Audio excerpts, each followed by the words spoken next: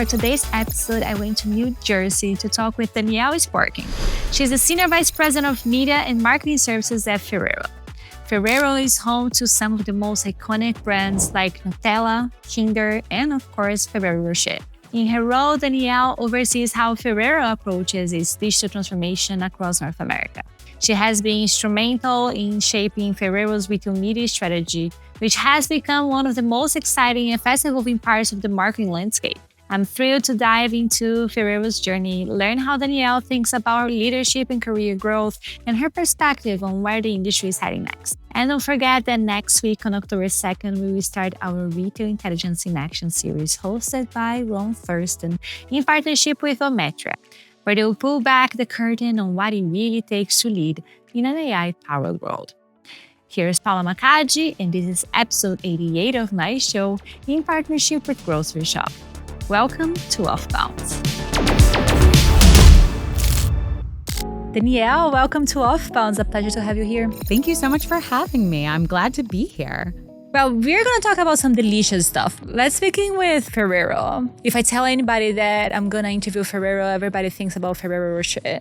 And I think this is something you get pretty often, right? Yeah, absolutely. When I tell people I work at Ferrero, usually the first thing they say is, I love Ferrero Rocher. And I often follow that with, yes, that's one of our many amazing products. Ferrero is an amazing company, family-owned, one of the top sweet packaged foods organizations, and we have a wide range of products. Our legacy brands, those that were born and bred out of Europe, like Nutella, Ferrero Rocher, Tic Tac, Kinder, which, fun fact, is the #1 chocolate brand in the world, but is still relatively nascent here in the US.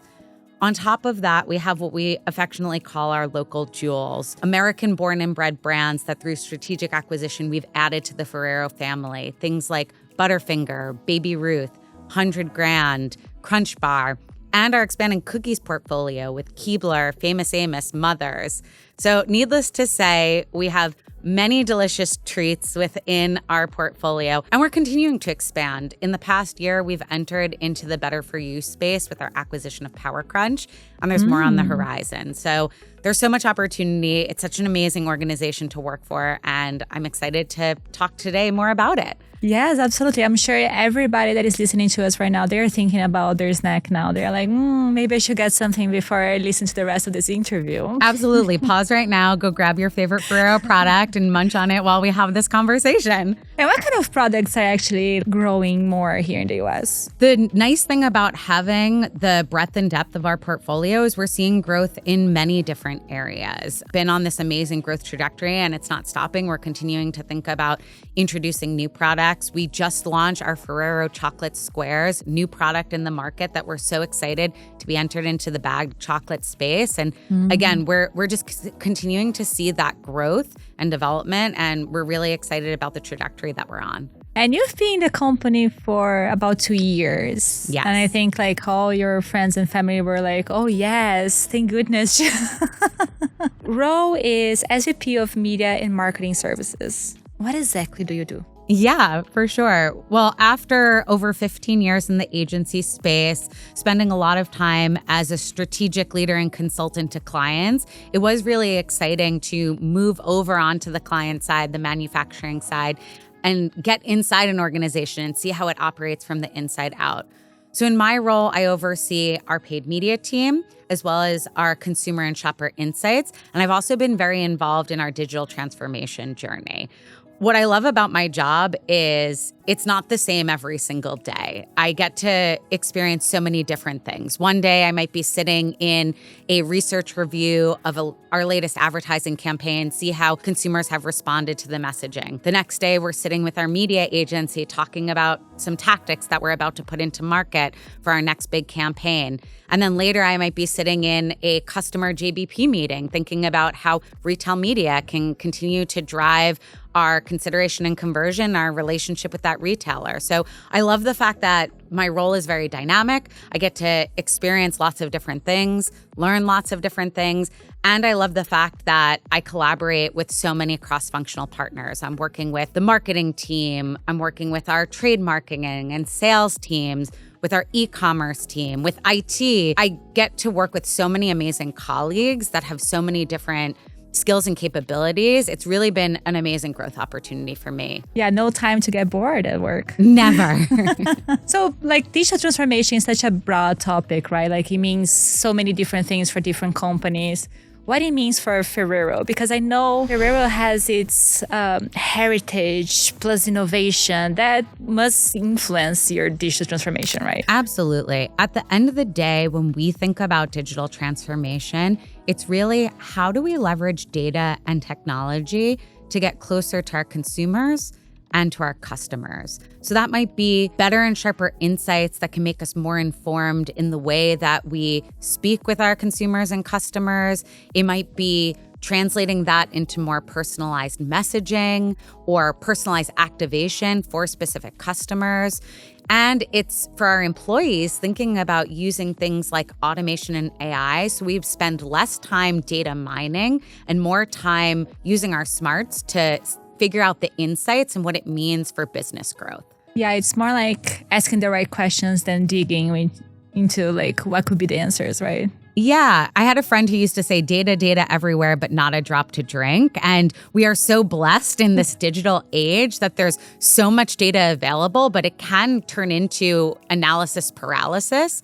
So the fact that we can use technology to bring the right data into the hands of our different cross-functional experts and let them spend less time going and finding that right data point and more time actually thinking about what that data point means and the so what and now what of what we do with it, that's really powerful. Yeah, and one of the things you can do with data is applying the so famous that we can't stop talking about retail media, right? It's very important. Yeah, and I think like every company, just like digital transformation, every company and the industry itself has a different journey. I think everybody's kind of learning how to apply it. How has been this journey for Ferrero? Ferrero has been on our own retail media journey. And where we started was very much in the search space, incubated within our e-commerce channel, which makes a lot of sense. At that point in the early days when we were seeing that digital was becoming this more important shopping trend, we were using search to make sure that we were showing up on the digital shelf and starting to drive our digital penetration. Once we started to see success with that and retailers began to offer other opportunities, we started to take advantage, but very much still in a consideration and conversion mindset. Like, let's try this a little bit. Yeah, let's try something else. So it started to be, okay, well, we can run banners or homepage takeovers, but very much still focused on the retailer site. So again, still very focused on consideration and conversion. Once we understood that a bit more, and retailers had more to offer. I mean, nowadays we're having conversations about full funnel activations. Retailers are offering social commerce. They're offering video, programmatic, and perhaps most exciting, the opportunity to take their very valuable audiences and overlay those onto our national media. So we're still on this journey. I think it's going to be probably never until we get to the end of it because the marketplace and the offerings and our own business is going to continue to evolve. But it's really exciting to see what, again, was incubated within search, very digital focused, is now not only driving omni sales, but really able to drive upper funnel metrics like brand awareness and consideration. It's like it's the whole industry evolving, right? Because the things you're doing now, you weren't able to do it because the retailers didn't have the capabilities. But now I think like the market's kind of understanding what the needs are. There definitely has been an evolution of retailers continue to expand their offerings and us understanding what those new offerings are and thinking about how it fits within our plans, but also how we're evolving our own strategies, our own understanding of data, our own use of digital. So we're all converging together on this, transformation journey, if you will. Yeah. And there's also like, now that you are using the whole funnel in your retail media strategy. Should I say that? I don't know. Like it's we're on that path. We're on that journey. I think like how to measure that, right? Because it gets more subjective, I think, than just the conversion. Yeah, it's a great question. When we start thinking about retail media, the foundation is return on ad spend, or ROAS. It's what we've been using for quite some time, and it allows us to understand the impact of our media on driving sales. As we start to expand into these other formats, it's been really important for us to think about the benchmarks, because it's not fair to judge search at the same ROAS benchmark as you would a homepage takeover or offsite display. So we've had to recalibrate what the benchmarks are for the different channels based on what role they play within our plan. But also, I think ROAS is only the starting point. Where I'm really interested is more in incrementality, because ROAS will only tell you that sale could be attributed back to the media, where incrementality really says, through this strategic media investment, you drove a sale that you otherwise wouldn't have gotten. And what that type of information opens up for us is the ability to start thinking about more strategic investments, because we're fundamentally growing the business in new ways that we couldn't have done without that investment in retail media. So I think there's a lot of conversation about incrementality. It's certainly something that's on the path. Also, as I mentioned earlier, getting out of thinking about retail media as just an e-commerce driver and understanding the impact of retail media on omni-channel sales. Those are all the things that we're starting to look at and experiment with. Yeah, a lot of things that we also discuss, and I think like it's also not obvious, right, is where does retail media sit in the company? Because if you're working with the whole funnel, like we are kind of like engaged the whole company, right? Yeah, exactly. In a lot of the conversations I have about retail media, it often turns to how is your organization structured? And in reality, I don't have that answer. I don't know that anyone has that right answer, that silver bullet of exactly what the right org structure is. As I mentioned earlier, I feel so fortunate to be able to collaborate with so many cross-functional partners. So for me and Ferrero, that secret sauce is in that collaboration. We know that our brand marketers are very much focused on building their brand love, their brand equity, their brand awareness, and household penetration. Our sales and trade marketing teams are very focused on deepening that customer relationship and driving mutual value for both our organization and theirs. Our e-com team is still very focused on driving that digital penetration, because we are still on that journey and early in that journey. And shopper marketing is very focused on that point of purchase and converting that shopper and making sure that they pick up our product versus someone else's. The thing about retail media is it can support in all those areas. It supports in shopper and omni sales. It supports in e-com sales. It's becoming more and more important in the customer relationships and the JBP conversations we're having. And of course, it has this opportunity to drive brand awareness and brand love. So regardless of where it sits in the org, whether it's in marketing or sales or trade marketing, we have to collaborate all together and make sure that all of those touch points are working in unison towards our overarching objective and goal of growing the business. It's like when we talk about AI, right? There's the AI strategy, which would be a difficult way for me to see, like the retail media strategy is more like the tool. Yeah, it's a great way of thinking about that. It's a tool that enables different objectives, and it's about how you deploy that tool in those different ways. The way you use retail media for brand building is different than how you're driving an e-commerce conversion. So those different offerings have to be strategically placed within your overarching communications plan, because at the end of the day, you're talking to the same consumers, whether they're a consumer or a shopper or just learning about your brand or making that purchase. And you want to make sure that it all flows together in a cohesive way, but also is doing its job at each of those touch points. Very interesting. So it's very fluid, right? It's a fluid strategy within your strategy. Interesting. Yeah. Do you have an example? Because I'm sure you work with several retailers and they have different capabilities. They are reaching different markets, different people, and you have several brands. Do you have an example of our orchestrated activation or campaign that you have done with them for, I don't know, Halloween or the holidays, whatever is better for you? Yeah.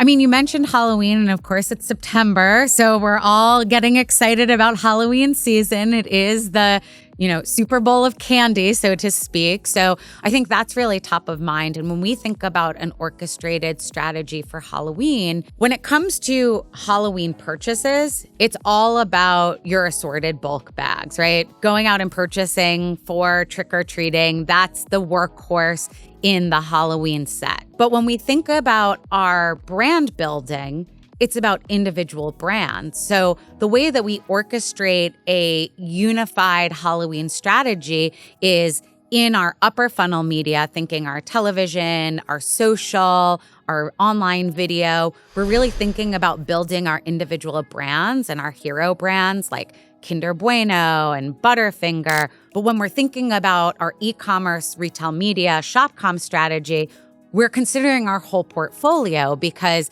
it really is about that variety and all the different products that we have available in the market. So that's where we're orchestrating these different messages and these different channels and the ways that we want it to all come together and the sum be greater than each of its individual parts. And obviously working with our retail media partners on thinking about how do we promote our full portfolio of offerings. So that's just one thing that's very top of mind in terms of a campaign that we're orchestrating right now and how all the pieces come together. Well, for everything that you say, I'm always like, yeah, good. I think I got that a lot. Yeah, it is wonderful to work on brands that are so tasty. Yeah, it touches our emotions, a little bit of nostalgia, I think. Very good.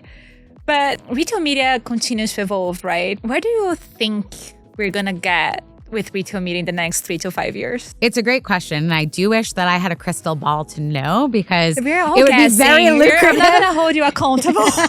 We could all retire on my premonition of where retail media is going. But I'm most excited about in terms of the things that we're starting to test and I hope to see expand.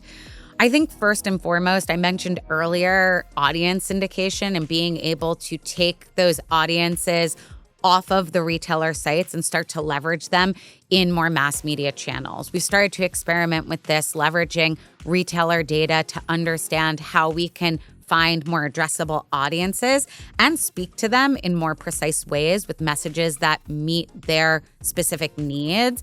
I'm very excited that a lot of retail media partners are starting to think about expanding. It started within programmatic and through the DSPs, but I'm hearing that they might start making these audiences available for self-service through things like social media platforms. And that's important for 2 reasons. One, it's the fact that, again, we can start to leverage these precision audiences in mass channels, but also the self-service aspect of it versus being a managed service that's run through the retailer means that we can better orchestrate our national media and our retail media together.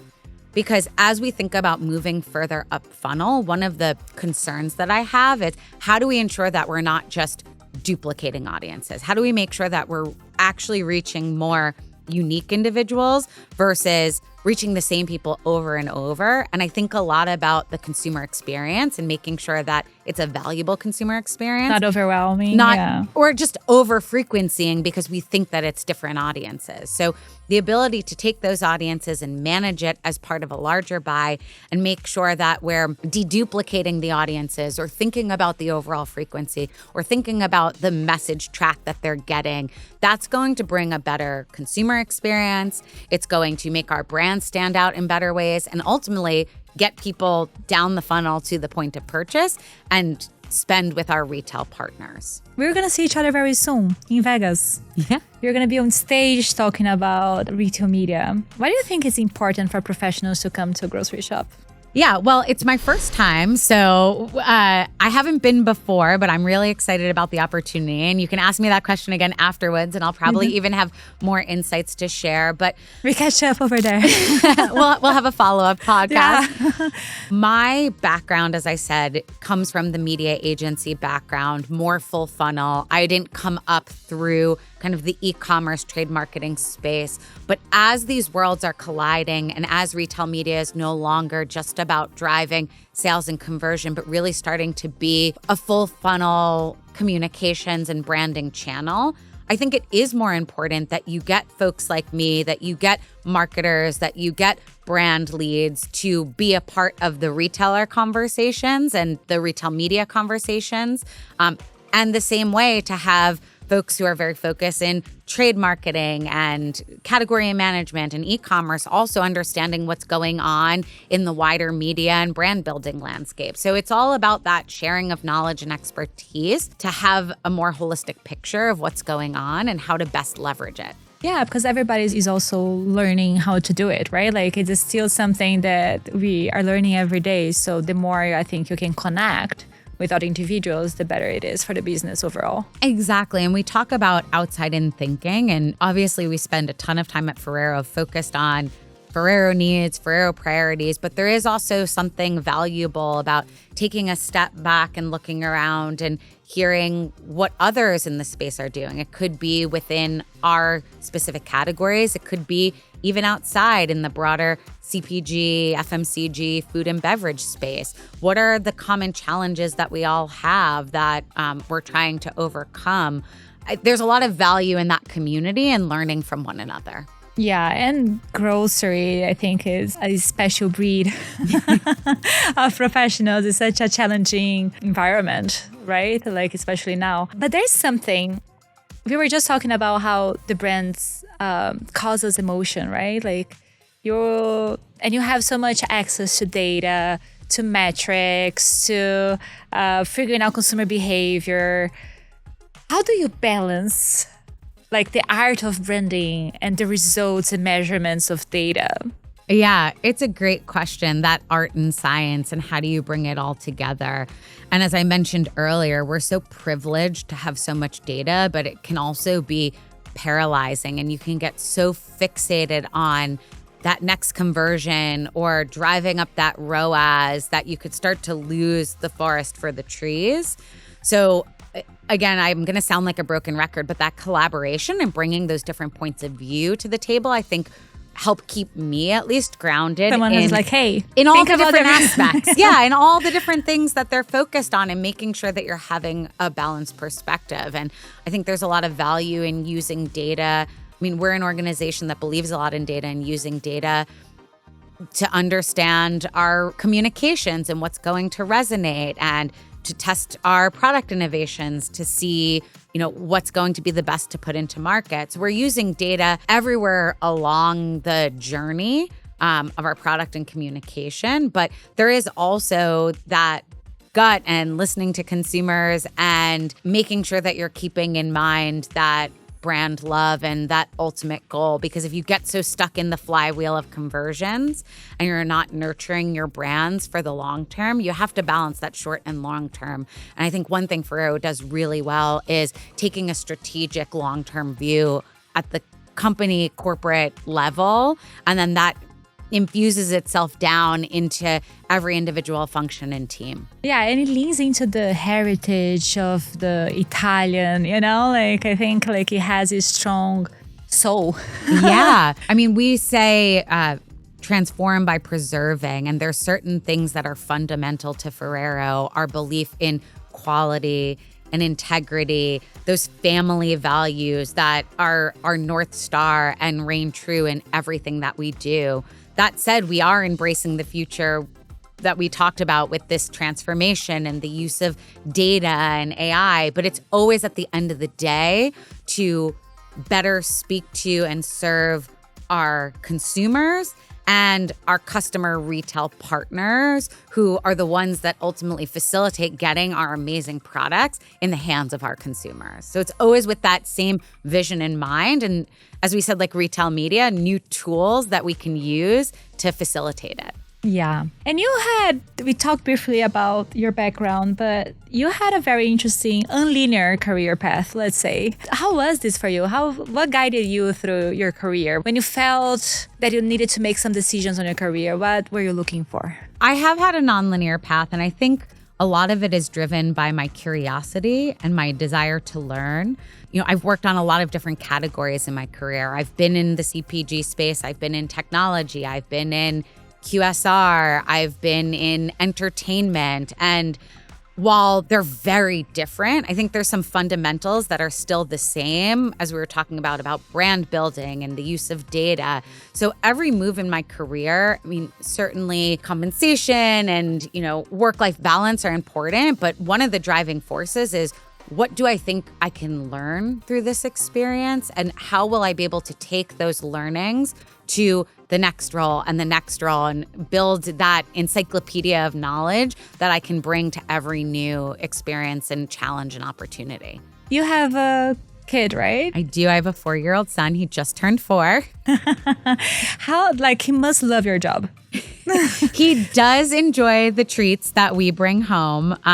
He loves cookies and he loves chocolate and all the sweet who doesn't? treats. Me too. I know. My husband as well loves it. I think he's too young to fully understand what I do. He told me the other day he thinks my job is writing emails and making money. So that's also true. That's also true. Sort of. He's on the right path, but all he knows is I have meetings and I write emails and sometimes he gets cookies. So now he can say that you are on TV too. Like you put a YouTube on I'll show TV. him the video. Yeah. They'll think that I'm a TV star. So yeah, he's a little young to fully understand, but I think as he grows, he'll start to understand more about what it is that I actually do in my day-to-day job. Soon enough, it's going to be sooner than we think. He's going to be in time to start his own career. What would be your advice to someone who is starting that wants to pursue a successful leadership role? Yeah. So I think back to actually career advice that I got from my mother when I was starting out. And what she told me is that jobs and careers are not like high school. And what she meant by that is, I had just gone through 12 years of schooling, 4 years of college. And when you're in your schooling phase, everyone's moving at essentially the same pace. You go from one grade to the next grade, to the next grade, to the next year, to graduation. Once you get into your career, it's not like that. You might start your career with some people and some folks progress faster and some folks progress sooner, or they take different paths. They make horizontal moves that are expanding their experience. But it can be really hard when you're right out of school to not compare yourself to others. So I think the advice I would give is for each individual to run their own race, to focus on their own career journey and not worry so much about what's happening in their peer set or their friends or the people that they started with, because every journey is going to look different. And when you're really focused on your own career and what you're trying to achieve and not comparing to others, that's where I've found the most success and where I think others will as well. I definitely didn't have a linear career path as well. And I think I was just, for my 20s, I was just finding myself. I tried many things until here I am, And that's so important too. Yeah. I sometimes get the opportunity to do informational interviews with recent grads or people starting in their careers. And I tell them, it's okay if you don't know exactly what you want to do right now when you're 22, 23. It's all right to experiment and to try stuff and to recognize it's almost as important to see what you don't like and what doesn't work for you than finding those things that you do enjoy. And that's going to make you happier and more successful in your career to be able to really find what's right for you. And you don't have to have it all figured out on day one. I certainly didn't. Do you have now? Maybe? I don't know. I'm still figuring it out. Yeah. Who knows? Yeah, who knows? That's the exciting part. If you had asked me 5 years ago when I was deeply steeped in my agency career, if I was going to go client side, I don't know that I would have. I would have thought that maybe my whole career would have been in media and marketing agencies. So I think being open to new opportunities, and that's not to say not to have a plan. I think it's good to have some goals or some vision of where you see yourself going in the future, but to also be open to those new opportunities and to, again, it goes back to, for me, what will this job enable in terms of learning new things, growing in new ways, meeting new people, having new experiences. I think all of that is really what creates a rich and fruitful career in life. Yeah, I definitely didn't plan to have a podcast, but here we are.